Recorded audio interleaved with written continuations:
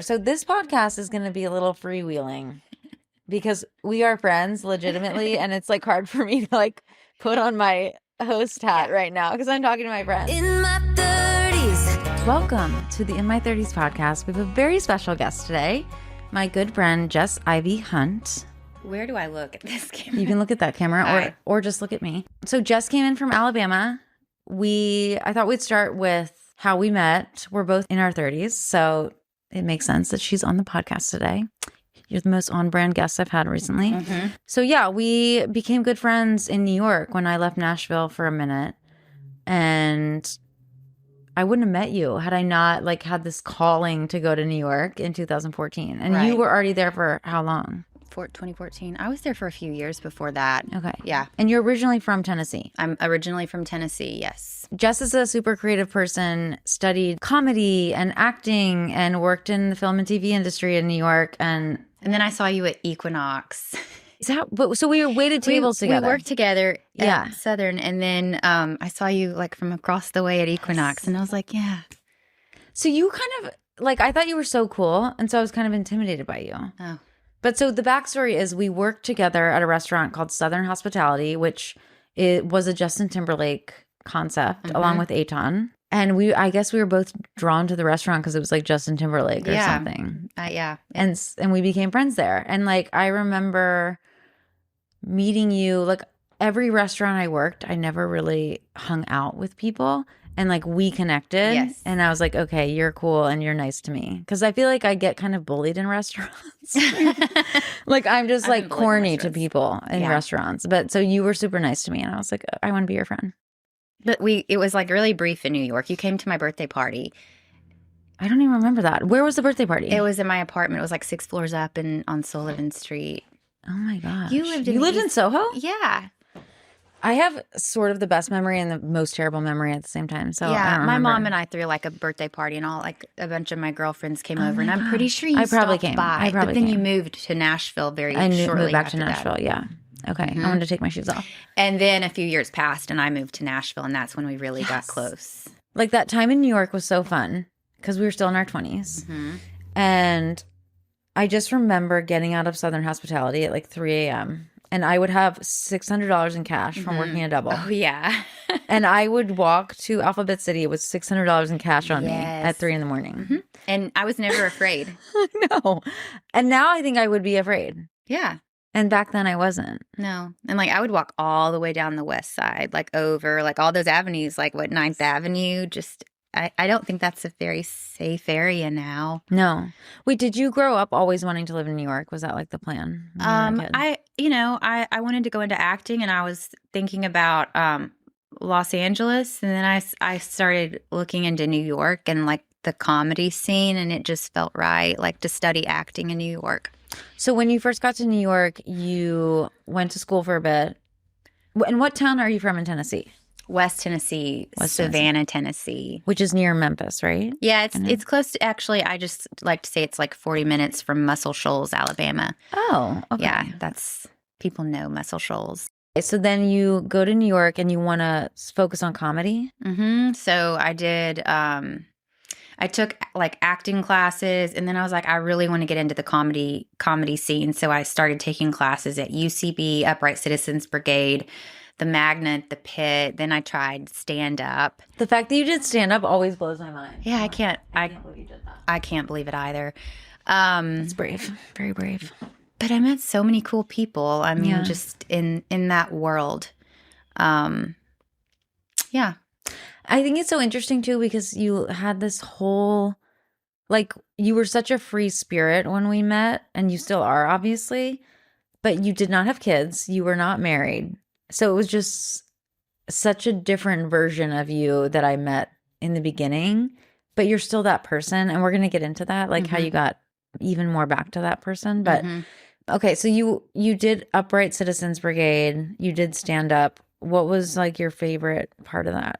Learning about your voice and like what's in you, what you can bring out, creating characters. And improv was fun because you get on stage and you're yes-anding, and it's been so long since I've done it, but it's where like a character comes out of you, and it's like who was that? And it's kind of like, I guess, Bathtub Man or Trashy Tracy Lynn or Are some of your characters? some of my characters. Yeah. And I'm like, where did she come from? And like, when you're on stage, it's like, oh, holy crap. Like that is someone that I can, it's hard to describe, but, it comes out of you on stage. it comes out on stage. Yeah. And the more you do it, the more you're like, oh, I can use that voice. Like you fun, like Trashy Tracy Lynn, like. So if you go to Instagram, you can find Trashy Tracy Lynn, She's right? not active. Yeah, she's not active on social media other than like she's liking my stuff and supporting me. Improv like helped me start creating characters, which I didn't know that I wanted to do until like I wanted to study acting. I'm not I realize now like I'm not an actor. I create characters. What's the word for that? Like a character actor, like white trash. I can play some white trash or some like bitchy like French woman. Yeah. So you were drawn to comedy and acting and the arts, basically. You've always just been creative. Mm-hmm. And so, because I feel like doing improv and especially Upright Citizens Brigade, like that has to take some fearlessness. I feel like I would be I've always wanted to act, but I have a lot of fear, like we were talking about earlier. Mm-hmm. The groups of people who act, I felt like I never fit in with. Same. And so doing improv or doing a group thing, like I felt like I was always a musician and I trusted that, but acting felt like I didn't belong there, but I've always wanted to do it. And I feel like it takes fearlessness that I had when I was a kid that I don't know how to access now. Yes. So were you just fearless? I was fearless, like so bold. And like almost too bold because I would get up there and like before like how to like they would be like, tell us what you just really hate. Like what's something you just really hate? And I remember I was like, I hate it when I get constipated. And like I just like went into details and like it's like that's too much information. Like don't tell them that that's what you hate. But like I just had no filter whatsoever and like shock value. But like getting up on stage like that, I met people in advertising and marketing and finance, like people that were there to take classes to get more comfortable in their positions, that they held. I mean, I think improv is great for any person, regardless if you're interested in or if you're going to be in, on stage. It just helps you be more comfortable in any room that you're in. Yeah. Do you feel like you have that same fearlessness still? For a while, I think it went away and I thought, oh, I'll never get this back. And then, getting your heart broken by, an industry that you love. And also just becoming a mom, like you're no longer the star. Like, right. So I just kind of, had babies and left that world and just kind of like found myself, but also kind of lost myself. Yeah. And my boys are now 5 and almost 2.5, and I'm finding like my voice again as a creative. I think I don't even know if we've ever had this conversation, but I think that's part of my fear around family, having my own family and having kids. Mm-hmm. I've always felt like this has to happen, like the music has to happen, because I watched women in my own family, like they had these dreams, and I felt like, having 6 kids or 3 kids or whatever, it always felt like they had to put their dreams aside. And I feel like now we live in a different time where it's very common that, a woman is pursuing something that she wants to do. I think I have to like work through that stuff. And honestly, like seeing you put out so much content that is your creation, I feel like you give me hope because you're able to juggle it all. And that's why I was asking you earlier, like, how do you juggle it all? Because it is a lot to be raising babies.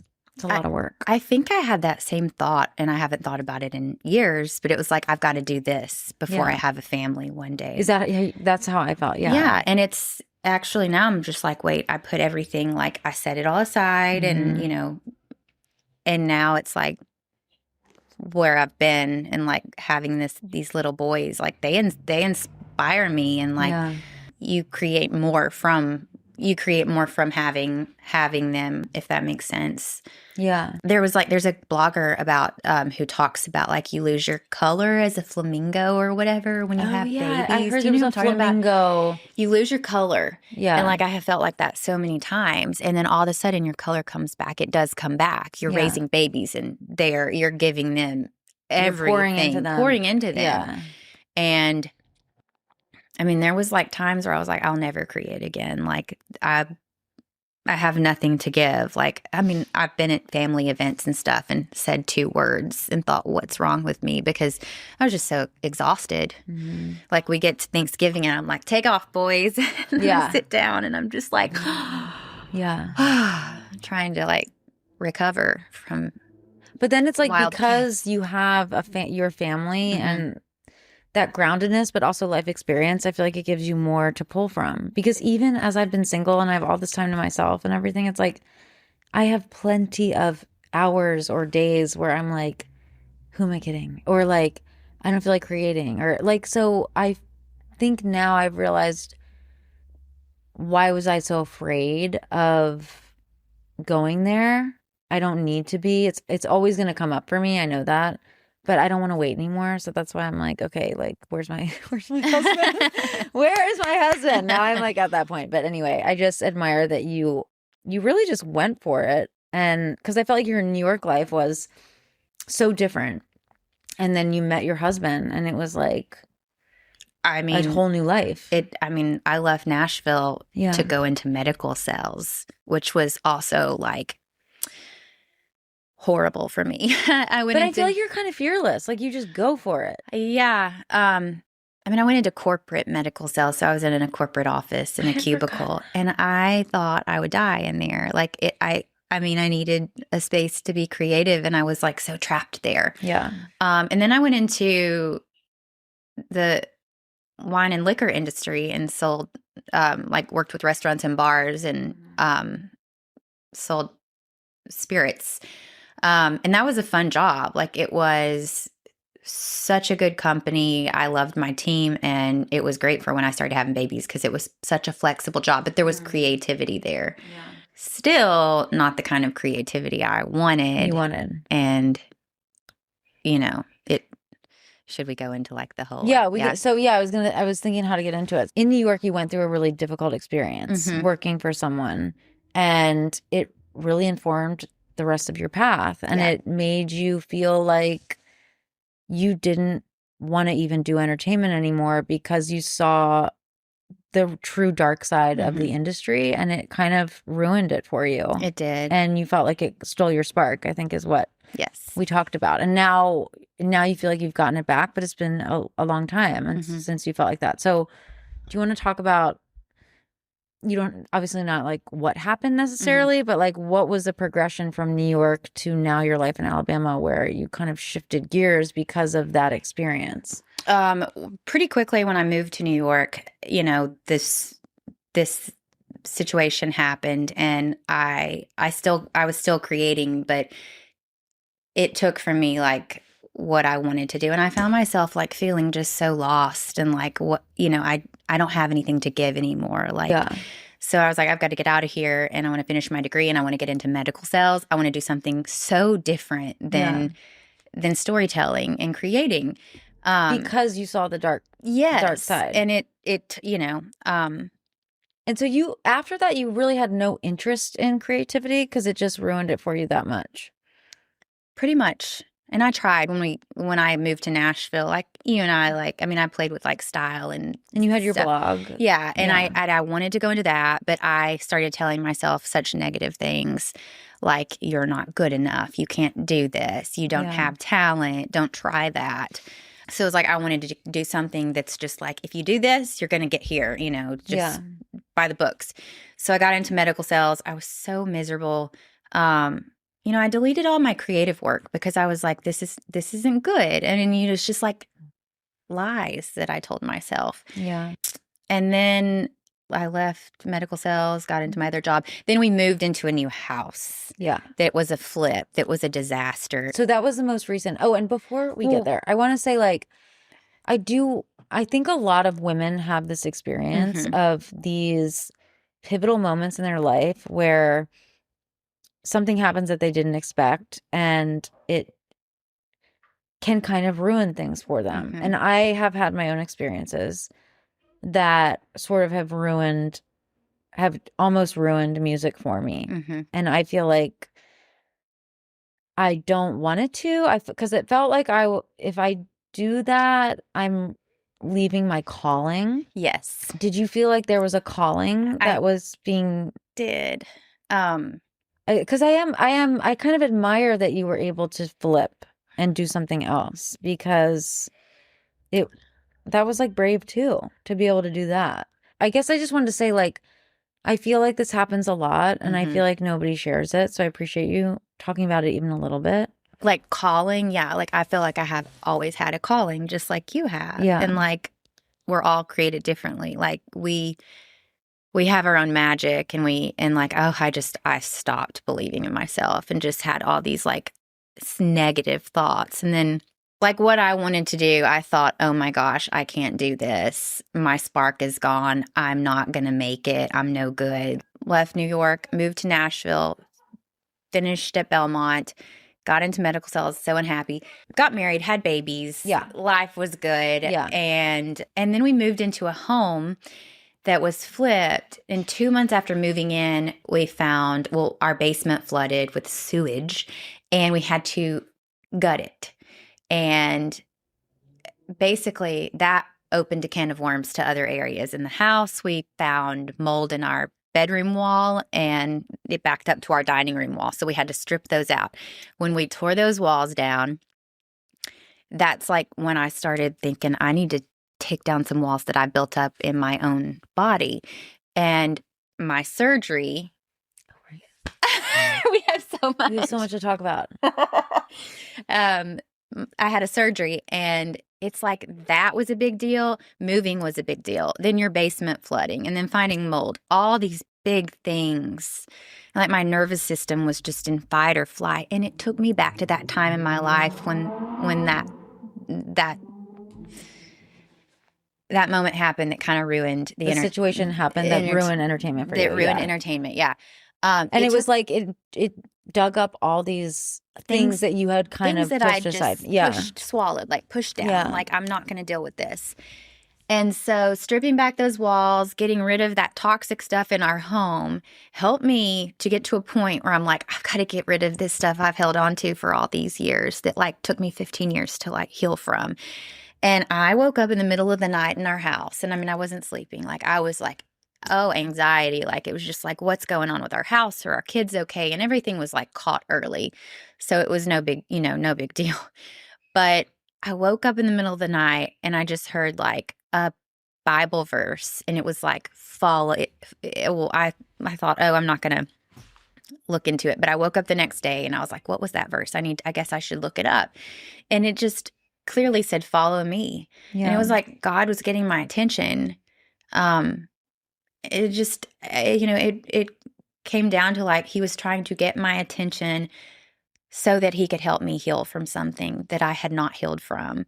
And, I would go for my runs with my ear pods in, and I just felt like he was saying, take those out, stop running, walk through the forest, go slow, just move really slowly, walk along the water, where I can be your friend.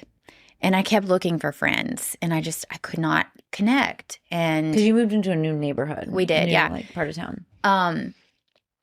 And really it was just, I feel like it was just God saying, be with me. You don't need to make any new friends right now. Like that will come, but I want you to slow down and just be with me right now, because I am your real friend. Yeah.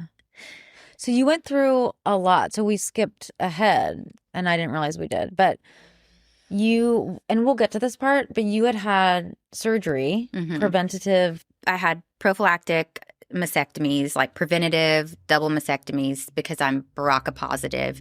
So that plus moving into a new house that then flooded with sewage.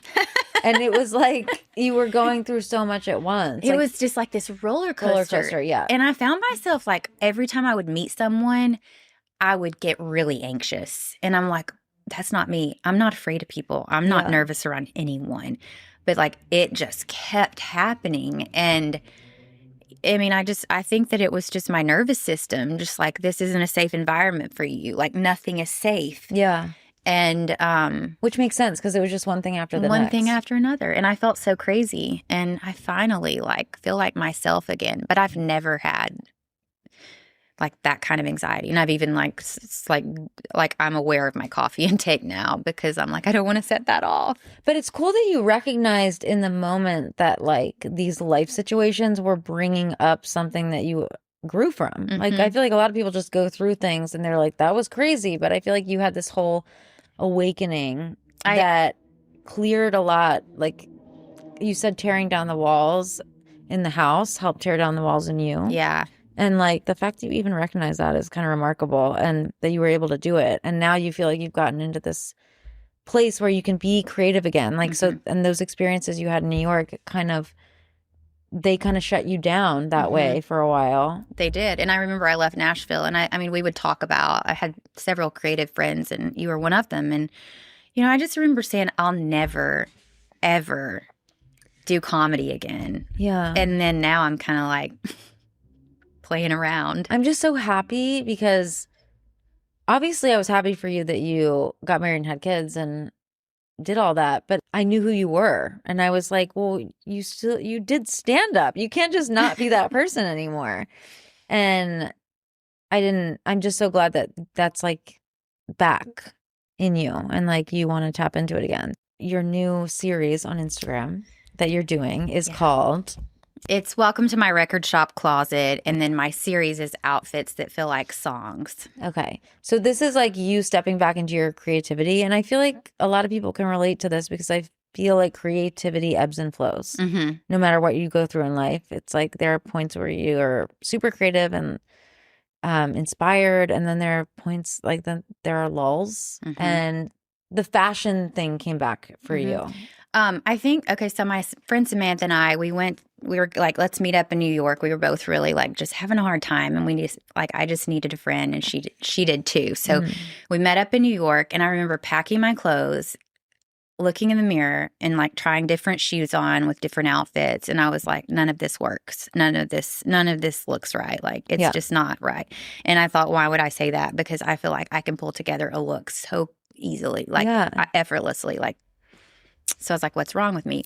But then we got to New York with all of our clothes, and we started just playing. We went out to dinner, and like the energy in like Soho and the West Village, it just kind of brought me back to life. And like Ace Frehley, he died that weekend, and Kiss, like one of the members of Kiss, and this, like, I wanted to like pull a song out and like do an outfit with it as we were walking down the streets of Lower Manhattan. And it was back in the New York groove. And it was like, I'm back. I'm back here. You're making me want to go right now. I know. I'm back here, and this feels right. And it's like I'm inspired again. Yeah. So just doing that and shooting footage with my friends who are also creative, and not feeling like something was wrong with me for wanting to do that. Yeah. It just kind of opened Brought this you back to whole, life. like it brought me back to life. And I started creating and posting stuff, and I'm sure people were like, what is she doing? And so we talk a lot about that. Like you want to post, but you don't want to be judged, and that's hard to get past. But it seems like you're just doing the more your you thing. do it, the easier it gets. Yeah. And then also going to therapy for the first time. Like, no one cares what you're doing.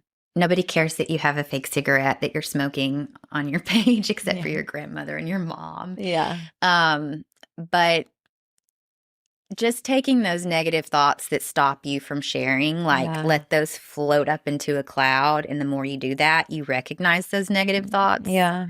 And you let those go. Yeah. Release those. And then focus on like, I can do this. I can create this business. I am business minded, instead of saying, I don't have that in me. Right. I have to work on that. I'm in the middle of that now, where it's like, I know I have a thing about money where I have this fear that I'm always going to be bad at money, because it's like I'm great with ideas and creativity, but I'm so afraid of signing a bad deal or making a bad deal. And even today I stopped the deal I was going to do because I just felt like, no, this isn't right for me. And I know it's not. And I'm trying to be agreeable. Mm-hmm. And I don't want to do this just to be agreeable and liked. Like, I need to figure this out now. And so it's like you're trying to tell yourself, like, no, I'm not that person that my negative Mm-hmm. thoughts are telling me I am. Like, I am capable of making a good deal, or I am capable of having a business, like you're saying, or whatever. So if you're not following Jess, go find her at, what's your handle? Jess Ivy Hunt. JessIvyHunt. And you can see all her cool looks, and you have like a knack for fashion for sure. There's humor in it. It's not something, some of the stuff you wouldn't wear and definitely wouldn't wear in my city in Alabama. What I love about you, I feel like this is what I love about you. You are so kind and approachable, but you're so beautiful. I'm not trying to just like gas you up right now. Like, I think I was always intimidated by you when I met you. And because you have this like natural, effortless style, and you're gorgeous, but then you're like so kind and warm. And it's like, it's rare to find people like that. Because sometimes you think people like that are kind of snobs, and you're not. Thank you. And you really do have this like gift for fashion and creativity. And it is fun. It's really fun to watch your Instagram. Like, I can't wait to see where it goes, because I want you to take me on like a let's get Emma out of all black shopping trip, because I feel like you'd put together a cool outfit. We can go to East Nashville and play around. This is just our very first podcast, and we're such good friends that I feel like I can't even like do this appropriately, because I'm like talking to my friend. You're out of storage over there. I'm out of storage. And we have so much to talk about. Anyway, I am really excited to see the stuff that you're doing, because I feel like it's something that you're going to build on, and you really do have a knack for style and stuff. So where do you see it going? Like right now it's the record shop closet. Welcome to my record shop closet is like, I mean, it's a place to play, and I did not know where I wanted to go with it, but I feel like styling. Yeah. I don't know if it's styling for just anyone. It's like musicians or artists trying to create a persona. Yeah. To create, a vibe. I'm not really sure. Yeah, I can definitely see you styling. You really do. You put unique things together, and I really actually do want you to style me, because sometimes I feel like I used to know, and now I'm a little lost. Like, so that's why I just wear all black all the time. I know you so well, so I know the brands. Like, I know the brands that you like. Yeah. And I know, like, it's like I need to sit and I just need to, like, bask in your music and pretend I don't know you. Yeah. But there's, like, the pink dress that I brought, and then the cream dress that's like a bubble that's similar to the pink one I brought. I think of you. And it's just soft, and it's kind of Miu Miu. Yeah. High fashion, but just playful and simple. Yeah. I like kind of minimal. And yes. We're actually going to dinner at Patsy's in a second. This is like my most casual podcast I've ever done, because I'm with my legitimate friend. So before we go to dinner, we're going to talk about a couple of things on the podcast, and I'll edit it all so it's smooth. Because this is the In My 30s podcast, I thought that this would be a good conversation. Your experience being tested for the BRCA gene, and you ended up having surgery and getting a double mastectomy. So that's definitely something to talk about in your 30s, because people are diagnosed with breast cancer. I mean, it's all the time. Yeah. So what led to that whole process? So my grandmother died she was in her early 50s. She had ovarian cancer, and it came out of nowhere. So at that time they were like, why the siblings need to be checked to see if they have this gene she has, the BRCA gene. My mom was the only one of the 3 siblings who had this gene. So they started I was like 15, 14, 13 when my grandmother died. And then my mom started being monitored, and every 6 months she would go in. They ended up finding breast cancer, but it was like the size of a dime. It's nothing they would have found for years if she weren't being monitored because of her gene. Yeah. So they did the double mastectomies on her with immediate breast reconstruction. And I knew, like, I needed to be tested. I think that was like when I was 15 or 16. And I knew I would do that one day. And sure enough, when I was like 27, I think I went in to be tested. I was also BRCA positive. Then I started going in every 6 months for like 4 or 5 years, something like that. And I was like, when I'm done having babies, I'm going to have this taken care of, just like my mother did. So a couple years ago, almost 2 years ago, I guess, I did it after I had my second child. It was kind of abrupt. I was like, I'm going to do this. I'm ready for it. And I didn't think a lot. I wasn't quite ready for like adjusting to my new boobs. Like they're pretty and they're very firm, and my nipples are always like, because I think the implant pushed them out. I can't really do anything about it. Did the doctor say that's normal? I guess for someone with like not a lot of like fat or something. But I was like, I guess it's a good thing. I'm okay with it. I always wanted that to be the case when I was like younger.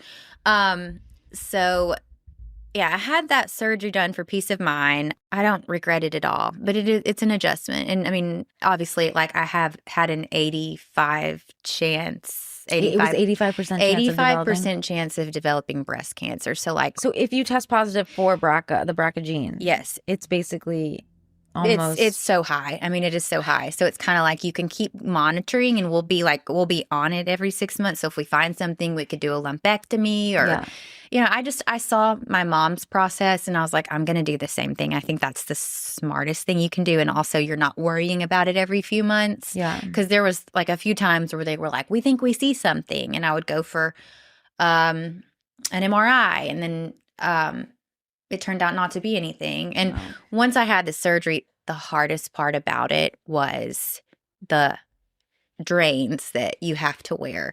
And I think I did 2 different surgeries. But the first surgery, they removed all my breast tissue, immediate breast reconstruction. My doctor put straight implants in instead of expanders because that's supposed to be more comfortable. But they weren't perfect. I wasn't happy with them, but I knew that I was told they'll redo them a second time. So that wasn't fun knowing I had to do a second surgery, but I was really happy with the results after I had my second surgery. And after each surgery, the drains are like here, and they're like long straws, and it drains the fluid off of, it's necessary. Yeah. But they're so uncomfortable, and it's hard to take a bath. How long do you have to wear them? I think like 10 days. Oh, wow. With each surgery. That was like the most difficult part, and that wasn't that bad. But it just, I mean, after babies, my boobs were like, no good, like little triangles. So it was kind of a good thing. It was a good thing. Like I have to remind myself, like adjusting to this new set of boobs, like I have to remember like how they were post babies, and like, you've gone through the hard part. Like this is a good thing. Like I want to be here for my children. Yeah. And that was like one of the main reasons I was like, this would be a good conversation for the podcast, because it is the In My 30s podcast. And the fact that I know you and you went through this, it makes me realize like I need to go get tested. Like my grandmother died of breast cancer, but I did ask my OBGYN about it the last time I saw her. And she was like, you have to go get genetic testing. She gave me some form, but then my insurance stopped covering that hospital because United Healthcare like changed a lot of, so I like lost my doctors, and that was in August or something. So I need to go find a new doctor and like follow up with that because, and I will do that because we're having this conversation. But again, like another brave thing you did, like to even go through with all that. But I think it's the best thing you can do if I didn't realize the likelihood was so high if you don't do it. It is. And then just, so basically you have to, they knew about your history, so they kind of helped you along. They took it so seriously. The moment, because of the family history, they were ready for me to get tested. But and someone like me, I think I had to ask. You have to really push for it. You have to push for it, yeah. At first, I wanted you to just come on here and talk about that because I thought a lot of people it would be useful and educational, because I feel like a lot of people don't know that they need to take it so seriously. And it's so scary too when you find I'm here if anyone ever needs to talk to someone because they're thinking about doing it. Yeah. That helped so much tracking down other women who've done the surgery. Yeah. To just talk to them and know that they were okay. And like my mom was helpful, but I wanted to talk to somebody in their 30s Yeah. with small children in the same Yeah. situation as me. Like, when can you hold your baby again? Like, what's the downtime? Yeah. What are your boobs like? Like, yeah. Yeah. In my 30s. So this podcast is going to be a little freewheeling because we are friends legitimately. And it's like hard for me to like put on my host hat right now because I'm talking to my friend. We both have some insecurity about posting online. But we have to remember we were made the way that, like, it's not on purpose, that we are the way that we are. And it's okay to share and create and like. But it's funny because sometimes the people closest to you don't support it the way you want them to because they're uncomfortable with it. Yes. And I think that's hard. And so you have to like get past that. I'm like, if you want to unfollow me, go for it. Like, I want my family and friends to never find my account, but they know it. And I'm posting the same song I've been posting for 5 years. Like, and I'm going to keep doing that. And sometimes it is hard because people think you're like all business all the time or like all whatever your thing is all the time. And so it's hard to get past that. But that's why I like having, like, you and I, we know the end game. So we support each other. Yes. It's like, just getting a message from someone like your grandmother, like, you're a princess, you know, in my eyes, you are so sweet and so innocent, and you're a good example, and you're a wife and your mother. And I'm like, is this because I had that fake cigarette and I was like cracking a joke with it? Like, I didn't delete it because I wanted to test the waters, and it got a lot of views. It got a heck of a lot more views. And then my silly mom humor gets way more views than outfits that feel like songs. But outfits that feel like songs is like what I want to take somewhere. Yeah. But you have to like test it and play. And remember, they're not your target audience. Yeah.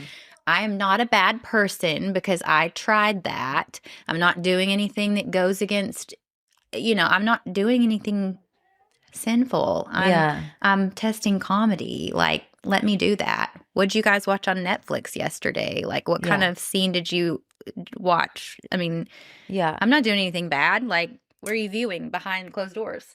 I know. I don't know why there's so much resistance there. I mean, I think some people are used to it now, and then other people,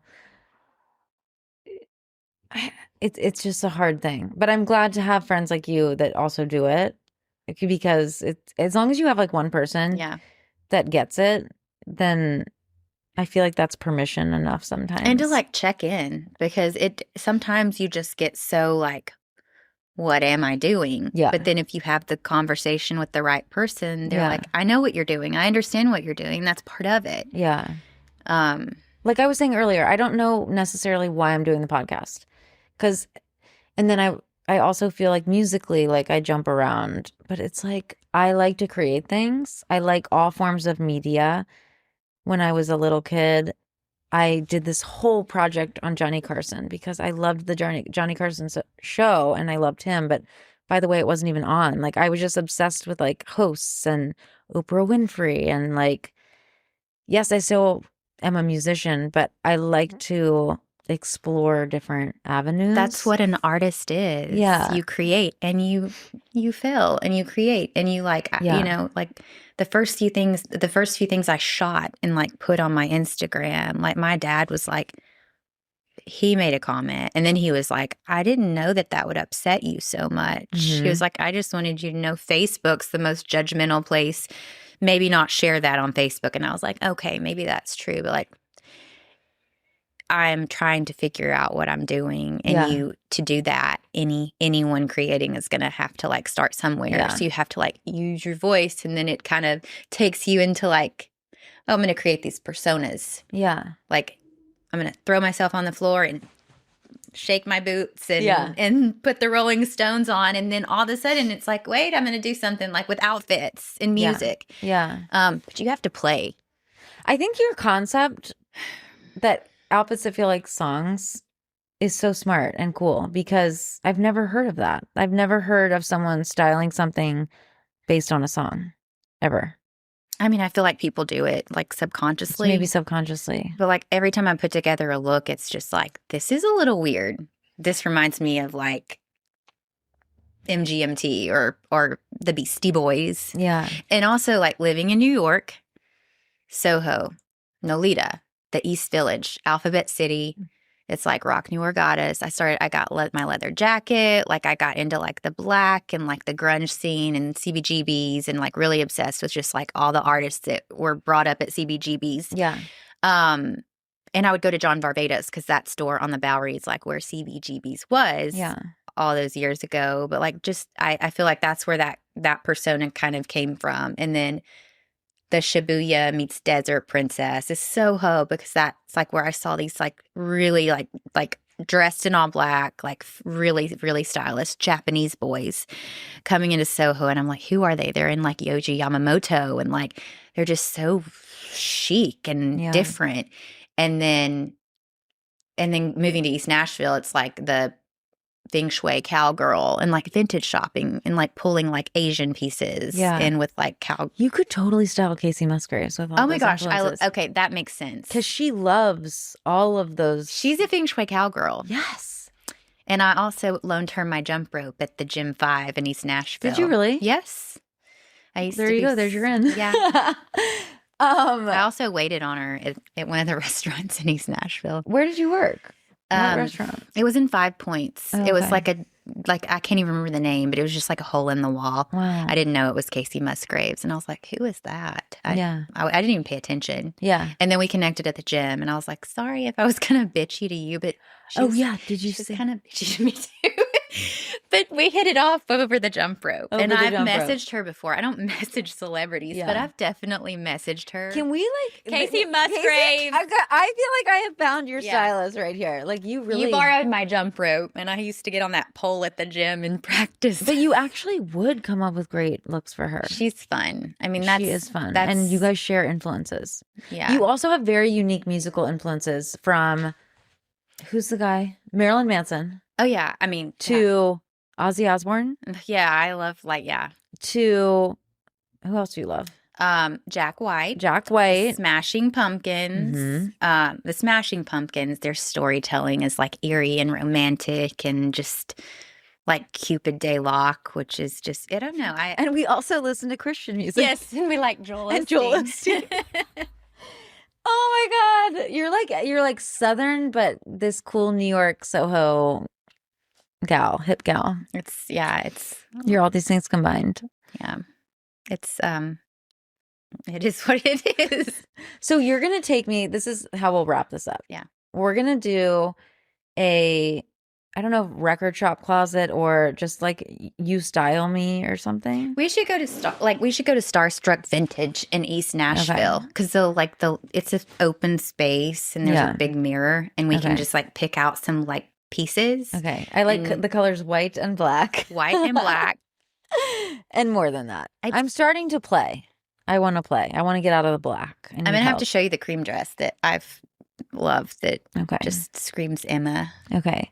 But I feel like you're going to style Casey Musgraves. Or your paths will cross. Maybe at the gym with a jump rope. Maybe I should. I don't even know where she is now. She does have a new album. She has a new album coming out. Yeah. And it's so good. I mean, there's like, she's got a camo like sweatshirt in the grocery store. In the grocery store. Yeah. She's cool. Well, thank you for coming on the podcast. We really tried to cram it all in. It was, yeah. I don't know how we did, but this is our first podcast. If you edit, I think we'll do pretty good. We'll do pretty good. Yeah. Okay. Thank you for sharing. Oh, you're welcome. And we have to go to Pastis now, right? We have to go to dinner. We have to go to dinner. Is your friend coming? I need to check my phone. Okay, we're good on time. We have like 5 minutes to get there and change and put makeup on. Okay. In my